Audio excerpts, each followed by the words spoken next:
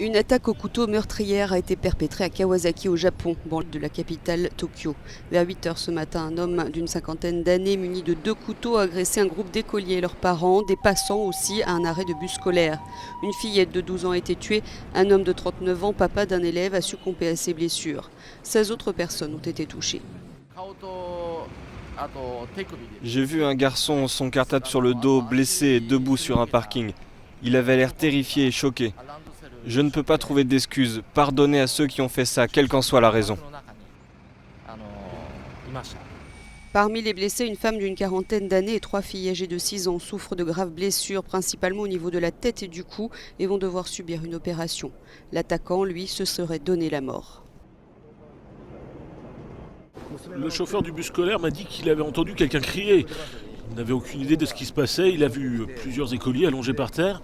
Et il a dit qu'un homme, un couteau dans chaque main, s'est poignardé puis est tombé. Les tueries sont rares au Japon, le pays disposant d'une législation de contrôle des armes très stricte et d'un taux de criminalité relativement faible. Mais des déchaînements de violence aveugles endeuillent occasionnellement l'archipel. Le Premier ministre japonais Shinzo Abe a dit sa grande colère après cette attaque, qu'il a qualifiée d'atroce, avant de présenter ses sincères condoléances aux familles des victimes et espérer le rétablissement rapide des blessés. L'enquête est en cours pour tenter de comprendre.